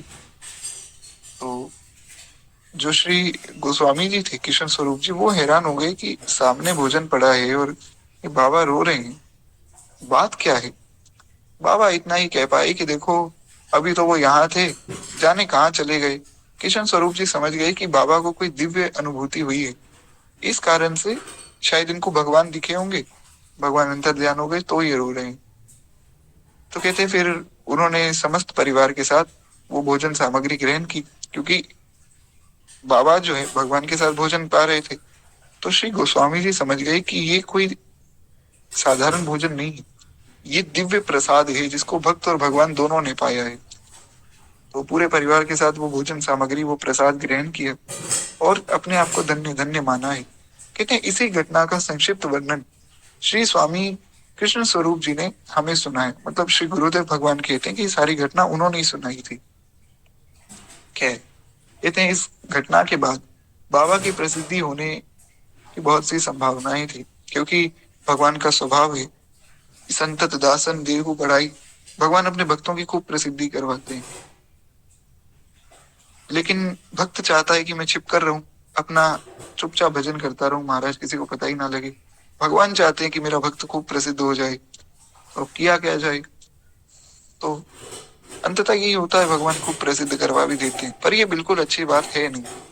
भगवान से बड़ी मेरी शिकायत रहती है कि महाराज जो लोग संत भजन कर रहे हैं उनके पास लोग चले जाते हैं रील बनाने। मुझे बड़ा बुरा लगता है, अरे कोई भजन संत कर रहे हैं, आप भैया उनको तंग करने चले गए, कितनी गलत बात है। वे अपने भाव वृत्ति को छिपाना चाहते हैं, आप उनकी जो है कुटिया में पहुंच गए कि देखो देखो कितने सुंदर जो है श्री ठाकुर जी के स्वरूप विराजमान है और कैसे कैसे भजन करते हैं। अरे भैया एक रील के लिए इतना सब जो है किसी संत के भाव को प्रदर्शित कर देना, ये कोई अच्छी बात नहीं। खैर अब क्या कहा जाए, जैसी हरी इच्छा। पर ये मुझे पर्सनली अच्छा नहीं लगा। तो कहते हैं भगवान खूब प्रसिद्धि अपने भक्तों की कराते हैं, अतः प्रसिद्धि से बचते हुए बाबा का ये लक्ष्य था कि वे कुछ दिन के लिए गोवर्धन से बाहर चले जाएं। कुछ दिन लोगों को दिखेंगे नहीं तो प्रसिद्धि से बच जाएंगे। तो इस प्रकार भक्त बड़े चतुर होते हैं महाराज। कहते हैं राजस्थान में जब भी वे पुनः गोवर्धन आए, तब उनकी हमारे गुरुदेव श्री भक्तमाली जी महाराज से ही प्रथम भेंट हुई। हम श्री दादा गुरुदेव का चरित्र सुन रहे हैं, और श्री दादा गुरुदेव भगवान से इनकी भेंट हुई। कहते हैं ये बात लगभग सन 1952 की या 1953 की होगी, 1953। कहते हैं सदगुरुदेव श्री सरपंच बाबा, अब आशा करता हूँ आप लोग सरपंच बाबा के विषय में जानते होंगे। दादा गुरुदेव भक्तमाली जी महाराज के जो गुरुदेव थे वे थे श्री सरपंच बाबा महाराज। कहते हैं उनकी आज्ञा के अनुसार महाराज जी को गोवर्धन में आए 3 वर्ष हो गए। एक दिन महाराज जी पुजारी श्री रामचंद्र दास जी के साथ गोवर्धन परिक्रमा के लिए गए। अब ये लीला बड़ी सुंदर है, बहुत ध्यान से सुनी है। कहते हैं एक बार महाराज जी और श्री रामचंद्र दास जी परिक्रमा के लिए गए। वहां क्या हुआ, परिक्रमा में पूछरी क्षेत्र में गोविंद कुंड में कुछ आगे एक कटीली झाड़ी में भाव मूर्छा अवस्था में श्री हरिराम बाबा आपको वहां प्रथम बार मिले। बाबा जो है किसी कटीली झाड़ी में पड़े हुए थे। हमने ये कथा पहले भी सुनी थी। तो कहते वहां श्री महाराज जी की दृष्टि गई कि यहाँ तो कोई संत जो है कटीली झाड़ियों में पड़े। कहते बाबा से आपने इस प्रथम मिलन का उल्लेख उन्होंने श्री भक्तमाल स्वरचित भक्त वल्लभा टिप्पणी के द्वितीय संस्करण में इस प्रकार से किया है, जिसमें वे बताते हैं कि स्वनाम धन्य है ये संत जी, मुझे गोवर्धन जी की परिक्रमा में पूछरी के एक कटीली झाड़ी में जो पड़े मिले थे। कुछ देर के पश्चात जब समाधि खुली तो आप उच्च स्वर से हरे राम राम राम हरे हरे, हरे कृष्ण कृष्ण कृष्ण हरे हरे इस महामंत्र का कीर्तन कर रहे थे। जैसे तैसे इन संत को श्री लक्ष्मण मंदिर गोवर्धन में मैं लेकर आया, तभी जो है इनका और हमारा संपर्क हुआ और कीर्तन आरंभ करते ही इनकी समाधि लग जाती थी। और कभी भी कोई भी इस दृश्य को देखता तो वे बड़ी तीव्रता से ये देखता कि बड़ी तीव्रता से बाबा भागने लग गए, कभी जो है बहुत रोने लग गए। कीर्तन में इनको पता ही नहीं लगता था कि इनकी दशा क्या हो जाती। कभी छत पर खड़े हैं तो छत से कूद गए।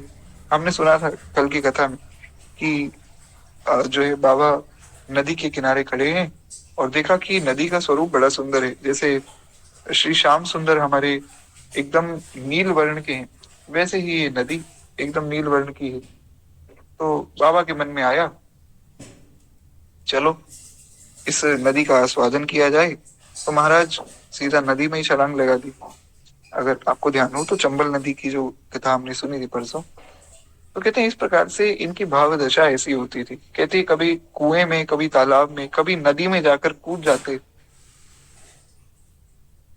समाधि खुलते ही पुनः कीर्तन आरंभ करते थे।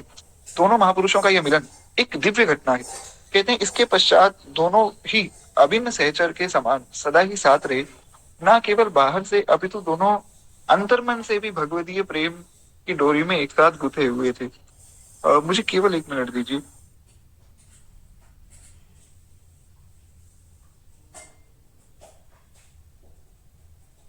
खैर एक बार प्रेम से बोलिए भक्त वत्सल भगवान की जय। कहते हैं इस प्रकार से श्री महाराज जी का बाबा के प्रति गुरुत्व पूज्य भाव था और दूसरी ओर बाबा जो है श्री महाराज जी के प्रति परम श्रद्धा रखते थे। तो दोनों महापुरुष आपस में खूब श्रद्धा से एक दूसरे को देखते थे। कहते हैं मेरा इस संसार में एक ही भाई है, ऐसा बाबा कहा करते थे कि मेरा इस संसार में अगर कोई मित्र है, कोई मेरा भाई है, तो वो है परम श्रद्धेय परम पूज्य प्रातः स्मरणीय श्री गणेश दास जी भक्त माली जी महाराज। ऐसा बाबा कहा करते थे। वे तो सीधा नाम देते थे कि श्री गणेश जी और आगे फिर दास लगाकर महाराज जी का नाम लेते थे। कहते हैं प्रथम मिलन के पश्चात दोनों महापुरुषों का लगभग 38 वर्ष का सहचर्य रहा और दोनों ने कुछ वर्षों तक गोवर्धन में निवास किया, फिर कुछ वर्षों तक वृंदावन में भी दोनों साथ में ही रहे। इस बीच में दोनों ने अनेक यात्राएं साथ साथ की। दोनों की पृथक पृथक भी अनेक यात्राएं हुई। बाबा का स्वभाव विचरण प्रिय था। वे अधिक समय तक एक स्थान पर नहीं रहते थे, विचरण करते रहते थे। तद अनुसार महाराज जी से मिलने के बाद बाबा जो है विचरण करते रहे, किंतु उनका वह विचरण श्री महाराज जी के केंद्र में ही रहा, यानी कि महाराज जी को केंद्र में रखकर ही वे विचरण करते थे। बाबा का आसन जो है महाराज जी के निकट ही रहता था। तो सदैव जो है महाराज जी को ये पता होता था कि हरे राम बाबा कहाँ जा रहे हैं, कितने समय के लिए जा रहे हैं और कितने समय में वापस आएंगे। तो बड़ा अद्भुत दोनों महापुरुषों का प्रेम था। कहते हैं सदगुरुदेव श्री भक्तमाली जी महाराज की चरित्र लेखन के क्रम में यहाँ उनके गोवर्धन निवास काल का जो प्रसंग चल रहा है, इसी क्रम में श्री हरिराम बाबा से जो है उनके प्रथम मिलन का भी वर्णन हुआ और बाबा के चरित्र लेखन में पूर्वा पर जो है कर्मबद्धता एवं प्रभाव उत्पन्न होने की दृष्टि से अब बाबा की शेष अवधि तक की कुछ एक घटनाओं का उल्लेख यहाँ नहीं किया जाएगा। यद्यपि श्री महाराज जी का जीवन चरित्र प्रसंग गोवर्धन में ही ठहरा हुआ है, पर फिर भी हम लोग आगे की जो शेष कथाएं हैं वो आगे ही सुनेंगे, क्योंकि ग्रंथ की भी एक मर्यादा है ना, तो उसके अनुरूप चलना है। तो खैर एक बार प्रेम से बोलिए भक्त वत्सल भगवान की जय। तो जो आगे की कथाएं हैं, मतलब बाबा के चरित्र में जो आगे की कथाएं हैं वो अभी हम लोग सुन रहे हैं, और जो महाराज जी के जीवन की आगे की कथाएं हैं उनका वर्णन अभी नहीं होगा। आशा करता हूँ आप लोग समझ गए होंगे। जो श्री राधा गुरुदेव भगवान का चरित्र है वो अभी तक गोवर्धन में ही है, अभी वृंदावन में नहीं पहुंचे। और श्री हरे राम बाबा का जो चरित्र है वो अभी हम लोग पूरा सुन लेंगे। इसलिए ही जो है मैंने कहा था कि अभी जो ये 2-5 दिन है आप लोग जुड़े रहेंगे ना, तो पूरा चरित्र ही हरे राम बाबा का हो जाएगा। तो एक तरह से श्री भक्तमाल जी के साथ में दादा गुरुदेव का चरित्र भी हो रहा है, हरे राम बाबा का चरित्र भी हो गया। पंडित श्री गया प्रसाद जी महाराज का भी चरित्र हो गया, श्री राधा बाबा का चरित्र भी हो गया, श्री सरपंच बाबा का चरित्र भी हो गया। तो एक ही चरित्र में बहुत से चरित्र हैं, आगे भी जो हमारे वृंदावन के अनेक संत हैं। अब जब महाराज जी वृंदावन जाएंगे तो वहां के संतों का वर्णन भी आएगा। तो इसीलिए थोड़ा सा सावधानी से अगर सुनते रहेंगे तो सब बात बनती रहेगी। है कहते हैं प्रेम विवल अवस्था में जो है आन्योर गोविंद पुंड के निकट पूछड़ी चरित्र अष्ट सात्विक भावों से भावित बाबा को महाराज जी प्रेम मूर्छा से दूर होने पर प्रयास पूर्वक श्री लक्ष्मण मंदिर ले आई। ये कथा भी हमने सुनी। कहते हैं कि नाभा गोस्वामी जी की एक बड़ी सुंदर पंक्ति है, उसमें नाभा गोस्वामी जी वर्णन करते हैं बाबा का जो अहर्निश प्रेम प्रवाह है, उसमें जैसे एक पर्वत होता है तो पर्वत में निर्जर सदृश जो जल है वो बहता हुआ दिखता है, पर्वतों के बीच में जो नदियां हैं वो बहती हैं और दिखता है आंखों से। उसी प्रकार बाबा के शरीर में वो प्रेम दिखता था, उनकी आंखों में वो प्रेम दिखता था। कभी भी किसी संत का आप दर्शन करें विशेष रूप से तो उसमें दिखेगा कि इनके अंदर प्रेम बह रहा है। कहते हैं इस प्रकार से जब कभी जो है बाहरी स्थिति में वे होते तो बालव्रत की क्रीड़ाएं करने लग जाते, ऐसा लगता कि कोई बालक बैठा है। श्री महाराज जी के निकट आने वाले ब्रजवासी प्रेमियों को आप सदैव जो है बड़ी श्रद्धा से आदर करते थे। कभी ऐसा अद्भुत कीर्तन की मस्ती आती कि काष्ठ करताल बजाते बजाते 24-24 घंटे बीत जाते, कीर्तन ही करते रह जाते, पता ही नहीं लगता। उस समय बाबा का देह जो है देह धर्म सर्वथा निवृत्त हो जाता था कि ना कोई भूख लग रही है, ना प्यास लग रही है, ना शौच आदि कोई क्रिया की कोई सुध है, कुछ भी ध्यान नहीं रहता, केवल कीर्तन 24-24 घंटे कीर्तन करते रहते। और ये कोई ऐसा नहीं भक्ति काल के संत हैं, 500-700 साल पुराने संत नहीं, अभी अभी के संत हैं महाराज। तो आज भी ऐसे संत विद्यमान हैं। अगर बहुत विशेष रूप से कथाओं को सुनेंगे ना तो विश्वास मानिए उनका दर्शन भी संभव है। अब मान लीजिए आप नित्य दादा गुरुदेव का चरित्र सुन रहे हैं, आपके मन में आया कि अब तो जो है दादा गुरुदेव भगवान का दर्शन हो जाए, तो दादा गुरुदेव भगवान आपको दर्शन दे देंगे, विश्वास मानिए ऐसा हो जाएगा। ऐसा दास का विश्वास है, क्योंकि संत कहीं जाते तो है नहीं। हमने अभी सुना कि भक्त जो है भक्तों का मोक्ष नहीं होता है, सगुन उपासक मोक्ष न लगे, श्री गोस्वामी तुलसीदास जी कहते हैं कि सगुन उपासक को मोक्ष की कोई कामना नहीं। तो आज भी श्री गोस्वामी तुलसीदास जी के रूप में ही विराजमान है। श्री मीराबाई ही है, उनका कोई मोक्ष होकर और शरीर खत्म हो गया या उनका स्वरूप खत्म हो गया ऐसा नहीं है। आखिर एक बार प्रेम से बोली भक्त वत्सल भगवान की जय। तो कहते हैं इस प्रकार से बाबा दिन रात जो है 24-24 घंटे कीर्तन करते। उसी समय श्री हरिराम बाबा का जो देह धर्म है वो निवृत्त हो गए। कभी मानसी गंगा की परिक्रमा तो कभी राधा कुंड की परिक्रमा, कभी पूछड़ी की परिक्रमा। तो इस प्रकार से जो है श्री हरिराम बाबा खूब परिक्रमा आदि करते रहते थे। ब्रजवासियों के प्रति आपका बहुत विशेष प्रेम था और ब्रजवासियों का भी बाबा के प्रति बहुत विशेष प्रेम था। कहते हैं विचरणशील होने के कारण कभी कभी श्री हरिराम बाबा श्री महाराज जी से अनुमति लेकर कहीं चले जाते, कुछ समय पश्चात पुनः लौट कर आते और महाराज जी के जिज्ञासा करने पर भ्रमण काल की विलक्षण घटनाएं भी बताते। जब वापिस आते तो महाराज जी पूछते कि भैया बताओ कहाँ गए थे, क्या क्या हुआ, तो सब बातें बताते। कहते हैं ऐसी ही एक घटना है, ये बड़ी सुंदर घटना है, बहुत ध्यान से सुननी चाहिए। कहते हैं एक बार की बात है, श्री हरिराम बाबा विचरण करते हुए अपनी पूर्व साधना स्थली चंबल के तटवर्ती क्षेत्र में पधारे। अब चंबल की कथा हमने कल सुनी थी ना, चंबल नदी में कूद गए थे, तो उनको मन में आया कि चलो एक बार उस स्थान पे वापस जाते हैं जहां हम भजन किया करते थे। तो फिर चंबल में पहुंच गए। कहते हैं वहां पर्वतीय क्षेत्र में कोई ऐसी गुफा जो है विद्यमान है जिसमें एक प्राकृतिक रूप से कुछ कुछ जल जो है बहकर बाहर आता रहता है। तो बाबा ने उस अति गंभीर सिद्ध गुफा के बारे में बहुत कुछ सुन रखा था, तो उन्होंने सोचा कि चलो उस गुफा को ढूंढता हूँ, उस गुफा में बैठकर कीर्तन करूंगा। तो बाबा जो है साहस पूर्वक हरे राम कीर्तन करते हुए उस अंधेरी गुफा में बहुत दूर तक प्रवेश करके चले गए। मन में कुछ घबराहट भी हो रही थी क्योंकि जो गुफा थी वो बंद थी, तो उसमें सांस लेना थोड़ा मुश्किल था, तो इसलिए मन में थोड़ी सी घबराहट हो रही थी। उसके कारण उन्होंने जल भी पिया, इससे कुछ शीतलता प्राप्त हुई। फिर मुख धोया, मुख प्रक्षालन किया, और जैसे ही आंखों पर पानी पड़ा तो दृष्टि दिव्य हो गई, गुफा का दृश्य तिरोहित हो गया, और एक विलक्षण तेजोमय प्रकाश पूर्वक, प्रकाश पूर्ण आना चाहिए यहाँ पे, विलक्षण तेजोमय प्रकाश पूर्ण होगा। खैर, तो एक विलक्षण तेजोमय प्रकाश पूर्ण तपोवन दिखाई पड़ा। यहाँ पे शायद थोड़ी सी मिस प्रिंटिंग है, मैं क्षमा प्रार्थी हूँ। कहते हैं इस प्रकार से अनेकों ऋषि मुनि महात्मा तप करते हुए वहां विराजमान थे। ऐसा बाबा ने देखा। मतलब अगर कोई साधारण व्यक्ति देखेगा तो उसको दिखेगा कोई बंद गुफा है जिसमें से पानी बहता रहता है, पर बाबा ने जैसे ही अपनी आंखों पे वो पानी डाला तो उनको वो गुफा तो दिखी नहीं, उसकी जगह ये दिखा कि अनेकों ऋषि मुनि महात्मा वहां पर तपस्या कर रहे हैं। एक 5 फणों से युक्त मणिधर नाग भी दिखाई पड़ा। एक ऋषि ने इन्हें निकट बुलाया और संपूर्ण बात जानकर कहा कि ये दिव्य तपोवन है, यहाँ सामान्य मनुष्य नहीं आ सकते, यहाँ पर साधारण मनुष्यों का प्रवेश नहीं। तो बाबा ने पूछा कि फिर मेरा प्रवेश कैसे हो गया? बोले आप सामान्य मनुष्य नहीं है, आप तो भगवान के बहुत अच्छे भक्त हैं, तो आप तो भगवान की इच्छा से यहाँ पहुंचे हैं। आज भी ऐसे बहुत से स्थान हैं, जैसे आपने सुना होगा कि यूट्यूब वगैरह पे लोग बताते हैं ना कि श्री हनुमान जी महाराज चिरंजीवी हैं, हनुमान जी आज भी विराजमान है। तो कहाँ विराजमान है? हनुमान जी दिव्य भारत में विराजमान है, जहां पर मनुष्यों की पहुंच नहीं है। तो वे इसी धराधाम पर कुछ ऐसे स्थान है जहां पर मनुष्य नहीं जा सकता है या उन स्थानों को देख नहीं सकता है।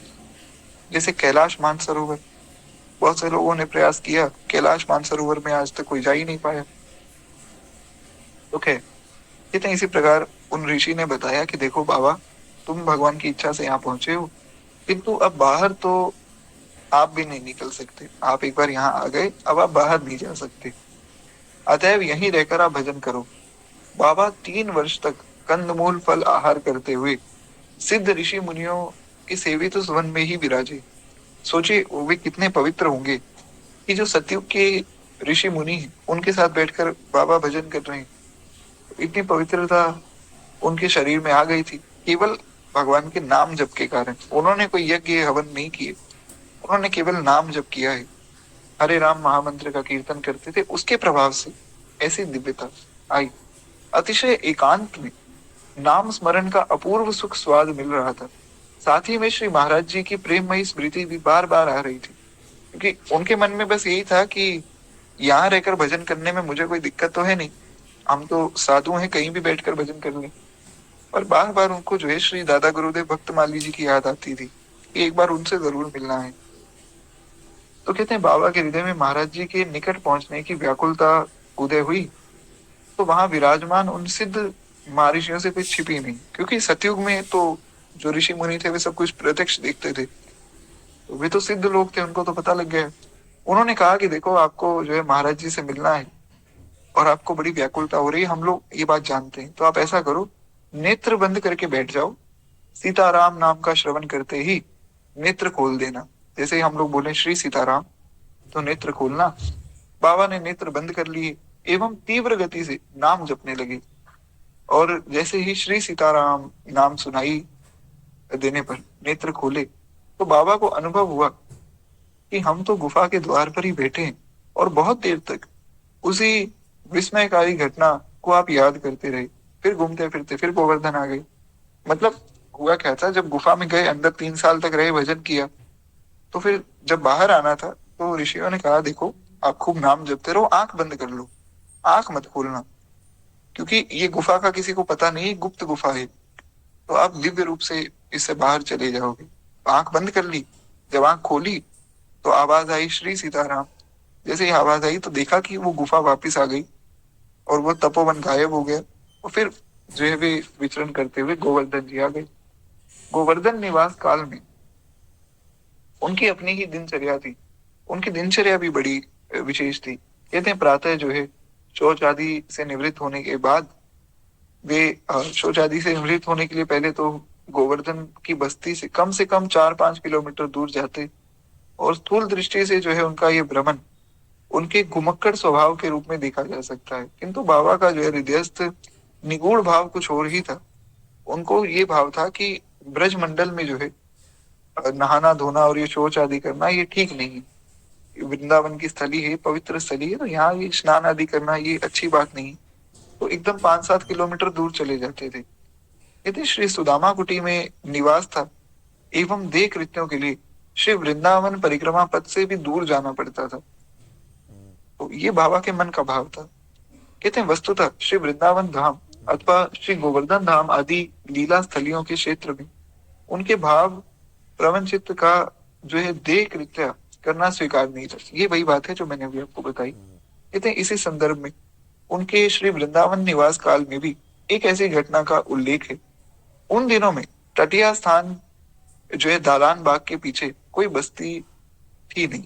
अब तो खैर बहुत विकास हो गया। उस समय जो तटीय स्थान के पीछे कोई बस्ती वगैरह नहीं थी। एक दिन जो है उधर व्याधि के कारण बाबा को अतिशीघ्र शौच जाने की आवश्यकता हुई। तो विवश होकर वे उत वन वृक्ष में एक वृक्ष के निकट चले गए और उसी समय एक विस्मयकारी घटना घटी। निकट ही वृक्ष से एक संत प्रकट होकर बाबा के सन्मुख आए। उन्होंने उस स्थान पर शौच जाने के लिए मना किया। पूछने पर उन संत ने कहा कि देखो इस वृक्ष में, इस वृक्ष के तले में जो है प्रिया प्रियतम नित्य ही विहार करते हैं, तो ये स्थान बहुत पवित्र है, अतः आप यहाँ से दूर जाकर देह की क्रिया कीजिए।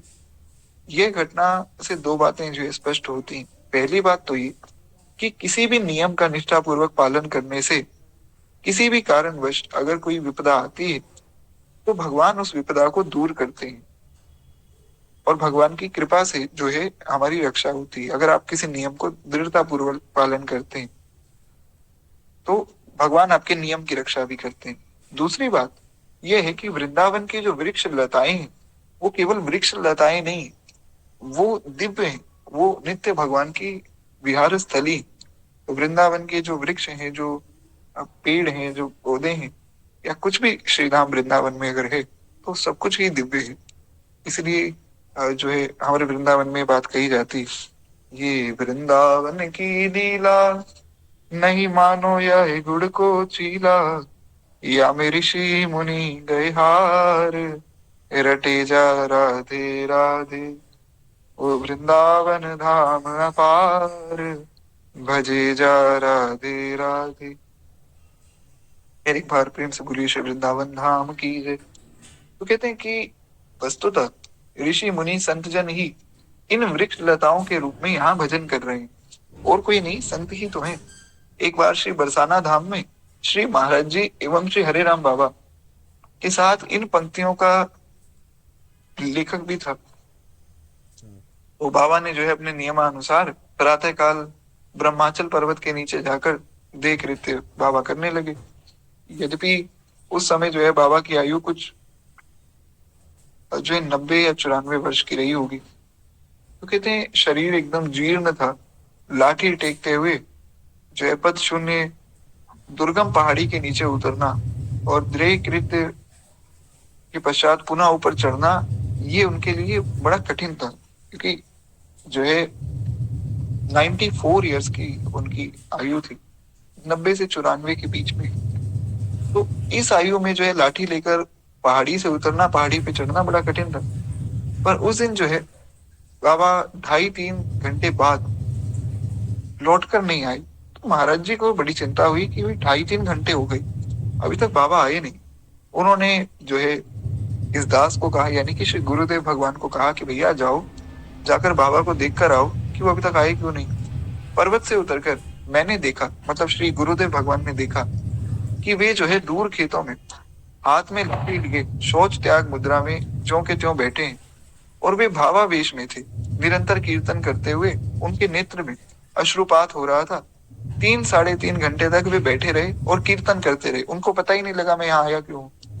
उस दिन जो है प्राय दिन भर उनकी यह अवस्था बनी रही। तो इस प्रकार से बाबा कहीं भी किसी भी अवस्था में कीर्तन करने लग जाते और खुद के शरीर को भूल जाते। समय समय पर भावावेश की विभिन्न अवस्थाओं में बाबा के शरीर में प्रकट होती रहती थी। अनेक बार वे जो है उदान वेद पूर्वक भागने लगते थे। उस समय जो है उनको रोक पाना किसी के वश में ना होता। सामने कोई वृक्ष या दीवार आ जाती तो उससे टकराकर मूर्छित होकर गिर जाते थे, पर फिर भी कीर्तन करते रहते थे। ऐसा भी हुआ है कि भावावेश में दौड़ते दौड़ते वे एक बार गन्ने के खेत में चले गए, और गन्ने का खेत जो है बड़ा वो सघन होता है, उसमें जगह नहीं होती है अंदर। तो बाबा जो है दौड़ रहे थे, दौड़ते दौड़ते गन्ने के खेत में गए। उनको पता ही नहीं था कि मैं किसी खेत में आ गया। तो कीर्तन करते करते दौड़ रहे थे, और दौड़ते गए, दूर चलना मुश्किल हो गया। महाराज जी सुनाया करते थे कि हमने जो है श्री हरिराम बाबा को एक दूसरे से संलग्न गन्ने के खेतों में अत्यंत वेग पूर्वक दूर तक दौड़ते हुए देखा। गन्ने के खेत में कोई चल भी नहीं सकता है। बाबा अपनी भावावेश की अवस्था में उस खेत में दौड़ रहे थे, और बहुत दूर तक दौड़े। यद्यपि इस प्रकार दौड़ना संभव नहीं, पर बाबा दौड़े, और उसका परिणाम क्या हुआ कि उनका पूरा शरीर जो है खून से भर गया। पूरे शरीर में खून ही खून, और पूरे शरीर में जो है चारों ओर से रक्त बह रहा था। तो कहते हैं भावावेश वश दौड़ने की एक विलक्षण घटना बनारस जनपद में भी किसी एक गांव में घटी। एक घटना और सुनेंगे, उसके बाद बस विश्राम करेंगे। एक बार प्रेम से बोली श्री हरे राम बाबा की जय। कहते हैं एक और घटना हुई। बाबा जो है गंगा जी के तट पर श्री हनुमान जी के मंदिर में ठहरे हुए थे, और उस गांव में अहीर जाति का एक बलिष्ठ पहलवान रहता था। तो वह जो है बाबा के भावावेश वश दौड़ लगाने की बात लोगों को सुनाया करते थे कुछ लोग, तो वो सुन लेता था। वो बड़ा उत्साहित हो उठता था। तो उसने ये दावा किया कि देखो, ऐसी स्थिति में बाबा को और लोग भले ही चाहे ना रोक पाए, किंतु मैं रोक लूंगा। बाबा जब भावावेश में दौड़ेंगे तो चाहे लोग ना रोक पाए, मैं रोक लूंगा, इतना बड़ा पहलवान हूं। तो कहते हैं उसने ऐसा दावा किया। तो उसने कहा कि किंतु बात ये है कि मैं उनको बलपूर्वक रोक तो दूंगा, उसके बाद जो है आपको ये मानना पड़ेगा कि मैं उनसे ज्यादा बलवान हूँ। तो बाबा के शरीर मन पर तो प्रेम की दशाएं छाती रहती थी, क्या पता कब उनको भावावेश हो जाए। तो वो पहलवान तैयार रहता था कि जब भी ये भावावेश वश दौड़ेंगे, मैं इनको रोक लूंगा। संयोग से एक बार ऐसे ही कीर्तन करते हुए बाबा बेसुध होकर दौड़ने लगे। वह पहलवान वहीं पे था। उसने सोचा कि मौका मिल गया, अब मैं इनको रोक लेता हूँ। तो अपने पूर्व दावे के अनुसार वह उन्हें रोकने के लिए आगे बढ़ा, अपना बल लगाकर। जैसे कि वह बाबा को रोकने लगा, उसने जो भी प्रयास किया होगा, उनके देह के स्पर्श से वो पहलवान के शरीर में ऐसा असहन विद्युत प्रवाह, ऐसा झटका लगा जैसे करंट लगता है ना, तो ऐसा करंट लगा जिससे वो पहलवान 15 हाथ दूर जाकर गिरा। केवल बाबा के शरीर को छूने से ऐसा करंट लगा कि 15 हाथ पहलवान दूर जाकर गिरा। सोचिए क्या भाव दशा होगी श्री हरे राम बाबा की। कहते हैं अब उसकी समझ में आ गया कि बाबा का दौड़ना किसी मनुष्य की सामान्य दौड़ नहीं है। ऐसा नहीं कि कोई मनुष्य भाग रहा है तो उसको पकड़ लो। ये तो कोई विलक्षण ही भाव है, जिसको या तो केवल बाबा जानते हैं या श्री ठाकुर जी जानते हैं। तो इस प्रकार से इस बनारस की ये जो घटना है, इसकी घटना से हमें बात ये पता लगती है कि बाबा के अंतर्मन से सदा भाव राज्य में विचरण भगवान किया करते थे, और उनका जो है ये बाहरी व्यवहार उस भाव राज्य के परिप्रेक्षित नहीं चलता था। किसी गांव में जो है शारदीय नवरात्र के अवसर पर रामलीला का आयोजन हुआ, तो बाबा भी जो है लीला देखने गए। रामलीला में रावण द्वारा श्री जानकी जी का हरण की जब लीला हुई, तो जानकी जी का हाथ पकड़कर रावण उन्हें ले जा रहा था। अब रामलीला में तो पूरी लीला दिखाएंगे। यह दृश्य देखकर बाबा जो है वो सह ना सके, और सदा जो है भाव सिंधु का अवगाहन करने वाला उनका मन इस दृश्य को देख नहीं पाया। सहसा वे उठे और मंच पर चढ़ गए, और रावण का अभिनय करने वाले व्यक्ति को उठाकर उन्होंने मंच से नीचे पटक दिया, और फिर जो है उस पर अपने हाथों से प्रहार करने लगे। उसकी छाती पर बैठ गए और उसको मारने लगे कि तू हमारी किशोरी जी को जो है उठाकर ले जाएगा, आज तेरी इतनी हिम्मत है। इस प्रकार से उसको काटने लगे, उसको खूब पीट रहे थे। कहते कुछ एक क्षण ऐसा करके बाबा वहीं मूर्छित होकर गिर गए। लीला तो वहीं रुक गई, और सभी ग्रामवासी बाबा में श्रद्धा रखते थे, तो वे मूर्छा अवस्था में विविध प्रकार से उनकी परिचर्या करने लगे। लोगों को लगा कि अचानक से बाबा को क्या हो गया, अभी तो रावण को मार रहे थे, अचानक से मूर्छित हो गए। तो कुछ लोगों ने कुछ इलाज भी किया, लेकिन बाबा को जो है होश बहुत समय बाद आया। तो इस प्रकार से वे अपने भाव दशा में कुछ ना कुछ करते ही रहते थे। तो बड़ी विलक्षण लीलाएं। कहते हैं इस प्रकार से बाबा का विनोदी स्वभाव था, तो उनके विनोदी स्वभाव से कई बार उथल पुथल वे मचा देते थे, किंतु प्रायः सभी विनोद पूर्वक घटनाओं में परिणामत किसी ना किसी का हित ही होता था। कोई ना कोई ऐसा काम ही होता था अंत में जिससे किसी व्यक्ति का मंगल हो गया। हमने सुना था साधु ते हुए ना कार्य जाने, संत कभी किसी का अहित नहीं कर सकते, किसी ना किसी का तो मंगल किया ही है। अब जिस रावण को मारा है, जो व्यक्ति रावण बना और जिसको मारा, उस पर तो कृपा हो गई, उसको संत का स्पर्श मिल गया। तो खैर इस प्रकार से बाबा की अनेक लीलाएं, आगे भी हम कल भी श्री हरिराम बाबा का चरित्र भी सुनेंगे। अभी केवल 2 मिनट हम लोग भक्तमाल जी की आरती करें। बार प्रेम से बोलिए श्री हरिराम बाबा की जय, भक्तवत्सल भगवान की जय। इस धन्य नाम